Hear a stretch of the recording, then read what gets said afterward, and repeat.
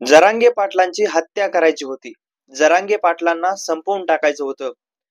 आणि का संपवायचं होतं? जरांगे पाटील अशा कोणत्या गोष्टीमध्ये अडथळा बनत होते, त्यामुळे जरांगे पाटलाला आपल्याला जीव द्यावा लागला असता. नेमकं अशी काय ती गोष्ट आहे ज्यामुळे जरांगे पाटलांना संपवायचं होतं आणि ती गोष्ट आता समोर आलेली आहे. जरांगे पाटलांच्या मागचं, होणाऱ्या हत्या मागचं खरं कारण हे आता समोर आलेले. ते कारण नेमकं काय आहे? ते कारण नेमकं काय आहे? आणि मनोज जरांगे पाटलांच्या हत्येचा कट रचला गेला तो समोर आलाय. तर याच्यामध्ये पुढचं प्लॅनिंग कसं ऍक्टिव्ह होणार होते हे आणि हे सगळं कारण आपल्याला या व्हिडिओमध्ये समजावून घ्यायचं आहे. पुढे जाण्या अगोदर तुम्हाला एक विनंती आहे की आपल्या चॅनलला सबस्क्राईब करून ठेवा, कारण आपण असेच वेगवेगळे विविध माहितीपूर्ण व्हिडिओज महाराष्ट्रातील मांडत राहत असतो. नमस्कार, मी रणजित. मंडळी, महाराष्ट्रामध्ये गेल्या वर्ष 2 वर्षापासून एक नाव गाजत आहे, तो म्हणजे जरांगे पाटील. अगदीच ब्रँड बनलेलं हे नाव बऱ्याच लोकांच्या डोळ्यामध्ये खटकताना आपल्याला आता पाहायला मिळत आहे. जरांगे पाटलांच्या हत्येचा कट रचला गेला तो बीडमध्ये. बीडमध्ये काही लोकांना सुपारी देण्यात आली अशा प्रकारचे आरोप आहेत. आणि ते आरोप थेट माजी मंत्री असलेले धनंजय मुंडे यांच्यावर केलेले आहेत.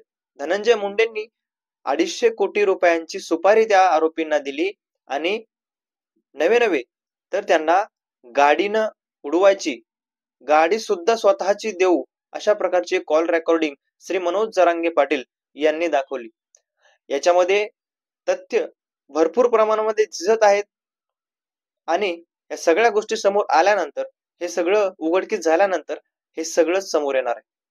मात्र जरांगे पाटलांना संपवण्याचा अमोल खुनेनं जी काही सुपारी घेतली होती त्याचा एक साथीदार होता.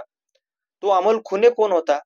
तर अमोल खुने हा जरांगे पाटलाचा कधी काळचा जवळचा सहकारी मानला जातोय आणि एक प्रकारे जरांगे पाटलांच्या सोबत राहणारा हा अमोल खुने आता कुठंतरी जरांगे पाटलांच्या विरोधात का गेलाय? जरांगे पाटलांची अशी काय त्याची दुश्मनी बनली आहे की त्याला थेट जरांगे पाटलांना संपवण्याची सुपारी देण्यात आली? हे सुद्धा मोठे प्रश्न आहेत. मात्र जरांगे पाटलांची सुपारी घेण्यामागचं खरं कारण काय आहे हे त्याला माहिती.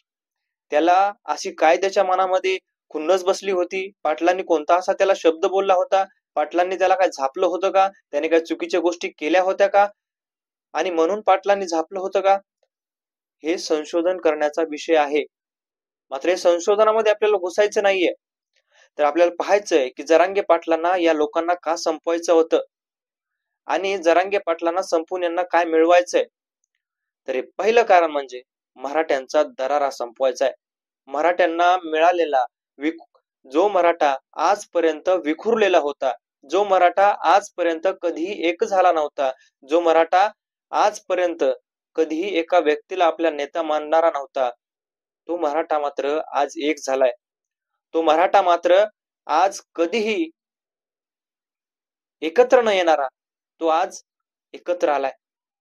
आणि ह्या सगळ्या गोष्टी काही लोकांच्या डोळ्यात खटकत आहेत की काय असा प्रश्न पडलाय आणि म्हणून अशा प्रकारचे कट शिजत आहेत की काय अशा प्रकारचं समोर आलेलं आहे. दुसरं म्हणजे जी दहशत निर्माण केली जरांगे पाटलांनी अवघ्या कमी काळामध्ये धनंजय मुंडेंसारख्या नेत्यावर थेट टीका केली. त्यांनी थेट अशा प्रकारचे शब्द वापरलेत जे शब्द धनंजय मुंडेंना वापरू शकत नाही असं कोणी. अशा प्रकारचे शब्द श्री मनोज जरांगे पाटील यांनी बऱ्याच वेळेस वापरलेत. आणि का वापरलेत याचं बी कारण आहे. का वापरले धनंजय मुंडेवर असे शब्द?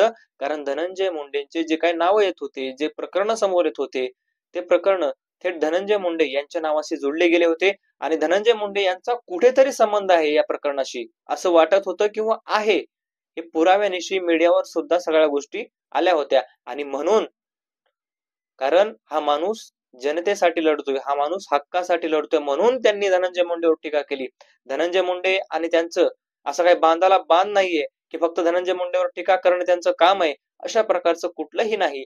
मात्र ज्या गोष्टी चुकीच्या घडतात, मग ते धनंजय मुंडेच असो किंवा कुठलाही नेता असो, आपण पाहिलं असेल ते फक्त धनंजय मुंडेवरच नाही तर कुठल्याही जातीचा असो, कुठल्याही धर्माचा असो, कुठल्याही पंथाचा असो, ते जर चुकीची गोष्ट असेल तर जरांगे पाटील बोलल्याशिवाय राहत नाहीत. जे आहे मनात ते बेधडकपणे बोलतात, हा त्यांचा स्वभाव आहे.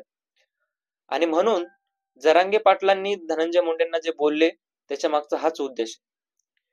आणि मी सुरुवातीला म्हटलं की मराठ्यांची दहशत तुम्हाला कमी करायची आहे, किंवा मराठ्यांची दहशत जी आता निर्माण झाली, दहशत म्हणण्यापेक्षा एक प्रकारे जो मराठा समाजाला कुठंतरी इज्जत त्यांची कमी करण्याचं काम केलं जातो काही प्रमाणामध्ये. मनोज जरांगे पाटील यायच्या आधी ती इज्जत मात्र मिळवण्याचं मान हा जरांगे पाटलामुळे मराठा समाजाला पुन्हा एकदा मिळालेला आहे.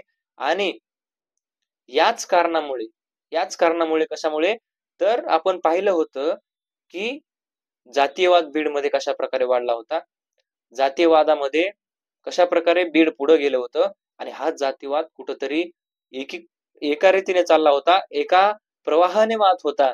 आणि तो प्रवाहाची दिशा बदलणारा माणूस आहे जरांगे पाटील. जरांगे पाटलांनी ती दिशाच बदलली, ती दिशाच संपून टाकली म्हणायला हरकत नाही. जातीवाद अगदी संपूर्णच टाकला. माणुसकी काय असते, माणसाने माणसांशी माणसाप्रमाणे कशा प्रकारे वागावे, हे जरांगे पाटलांनी त्यांच्या वर्तवणुकीतून आणि त्यांच्या या दराऱ्यामधून दाखवून दिलं होतं. आणि सगळी जातीवाद जो होता तो संपुष्टात आणण्याचं काम स्वतः मनोज जरांगे पाटलांनी केलं होतं. आणि हेच कारण बघता कुठेतरी न्यायासाठी एखादा माणूस लढतोय, कुठेतरी कोणाच्या तरी हक्कासाठी लढतोय, आणि न्याय मिळवून देण्यासाठी जर लढतोय, तुमच्या वेगवेगळ्या धंद्यामध्ये तो आडवा येतोय म्हणून त्याला संपवायचं होतं, हे अशा प्रकारचं समोर आलेलं आहे. आणि म्हणून कुठेतरी जरांगे पाटलांची सुपारी देण्यात आली असावी, अशा प्रकारचा अंदाज आहे. मित्रांनो, तुम्हाला काय वाटतंय या सगळ्या गोष्टीबाबत कमेंट मध्ये नक्की कळवा. भेटूयात नवीन व्हिडिओ मध्ये, तोपर्यंत धन्यवाद.